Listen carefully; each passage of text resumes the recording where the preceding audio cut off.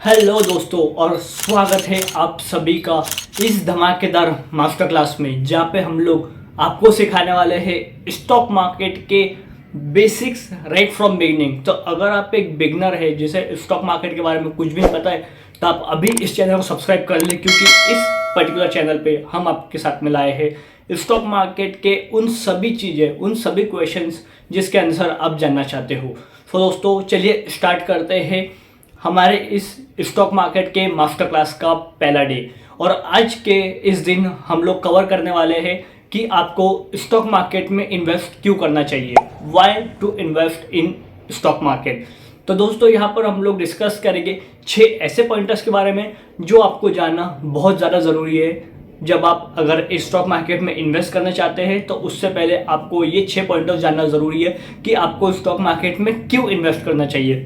तो अगर आप स्टॉक मार्केट में इन्वेस्ट करना चाहते हैं तो चलिए दोस्तों शुरू करते हैं। दोस्तों सबसे पहले अगर आप स्टॉक मार्केट में इन्वेस्ट करना चाहते हैं तो सबसे पहला रीज़न ये है कि स्टॉक मार्केट आपको सबसे ज़्यादा रिटर्न देता है। स्टॉक मार्केट में वो पोटेंशियल है to give higher return than any of the thing. तो अगर आप गोल्ड में इन्वेस्ट करते हैं, अगर आप रियल एस्टेट में इन्वेस्ट करते हैं, तो स्टॉक मार्केट आपको कंसिस्टेंटली गोल्ड से और रियल एस्टेट से ज़्यादा रिटर्न देता है। दोस्तों जब आप देखोगे कि निफ्टी जब से स्टार्ट हुआ है तो उसने 12% से भी ज़्यादा रिटर्न दिया है। अगर आप उसे कंपेयर करोगे गोल्ड से और रियल एस्टेट, तो आपको पता चलेगा कि स्टॉक मार्केट ने इन दोनों से कई गुना ज़्यादा रिटर्न दिया है, कंसिस्टेंटली दिया है और आगे भी देता रहेगा। और यही रीज़न है कि मोस्टली इन्वेस्टर्स स्टॉक मार्केट में इन्वेस्ट करना ज़्यादा प्रेफर करते हैं than investing in gold and real estate. दोस्तों सेकंड टॉपिक है इन्फ्लेशन। इन्फ्लेशन का मतलब है महंगाई। जैसे जैसे महंगाई बढ़ते जा रही है, आपके पास रखे पैसों की कीमत हर साल कम होते जा रही है। तो सपोज करिए कि अगर आपके पास में अभी 10 लाख रुपए रखे हैं, तो अगले साल उसकी कीमत कम हो जाएगी, अगले 5 साल बाद उसकी कीमत और कम हो जाएगी, अगले 10 साल बाद उसकी कीमत और कम हो जाएगी। तो पैसों को अपने पास में रखना एक अच्छा डिसीजन नहीं है।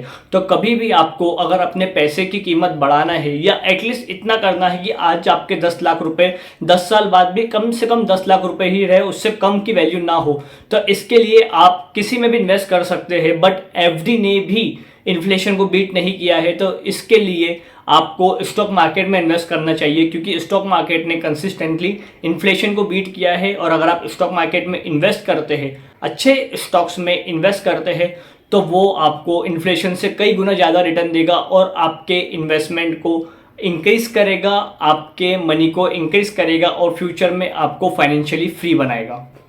सो दोस्तों थर्ड पॉइंट है पैसिव इनकम।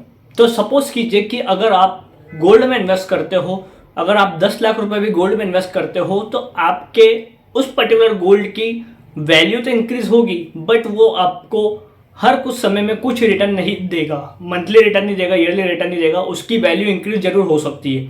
वही अगर आप रियल एस्टेट में इन्वेस्ट करते हो, तो सबसे पहले रियल एस्टेट में आपको बहुत ज़्यादा कैपिटल की रिक्वायरमेंट है, और सेकेंड अगर आप रियल एस्टेट में इन्वेस्ट करते हो तो दोस्तों आपको रियल एस्टेट से, अगर आप किसी रेसिडेंशियल प्रॉपर्टी में इन्वेस्ट करते हो, तो आपको साल का मैक्सिमम 1 से 1.5% तक का ही रेंटल यील्ड मिलेगी। इसका मतलब यह है कि लॉन्ग टर्म में आपको 1 से 1.5% ही ईयरली मिलेगा, और इस वजह से आप रियल एस्टेट की आपकी वैल्यू तो इंक्रीज होगी, बट आपको कोई बेनिफिट नहीं मिलेगा। वही अगर आप स्टॉक मार्केट में इन्वेस्ट करते हो, तो आपको, अगर आप अच्छे स्टॉक में इन्वेस्ट करते हो, तो आपको डिविडेंड भी मिलेगा, आपको बोनसेस का फायदा भी मिलेगा।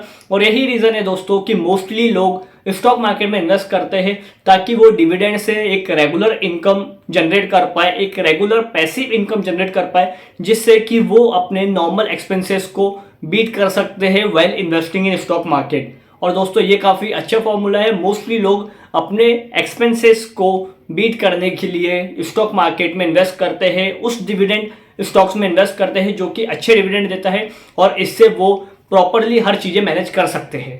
दोस्तों फोर्थ टॉपिक है डाइवर्सिफिकेशन। डाइवर्सिफिकेशन का मतलब यह है दोस्तों कि अगर आप स्टॉक मार्केट में इन्वेस्ट करते हैं, तो आप अलग अलग इंडस्ट्रीज में, अलग अलग सेक्टर्स में इन्वेस्ट कर सकते हैं। जैसे कि स्टील कंपनी अच्छा परफॉर्म करेगी तो आप स्टील कंपनी में इन्वेस्ट कर सकते हैं, आईटी कंपनी में इन्वेस्ट कर सकते हैं, हॉस्पिटलिटी सेक्टर में इन्वेस्ट कर सकते हैं, हेल्थ केयर सेक्टर में इन्वेस्ट कर सकते हैं, मल्टीपल सेक्टर में, किसी भी सेक्टर में आप इन्वेस्ट कर सकते हैं। और यही रीज़न है कि डाइवर्सिफिकेशन की वजह से कई लोग स्टॉक मार्केट में इन्वेस्ट करना स्टार्ट करते हैं।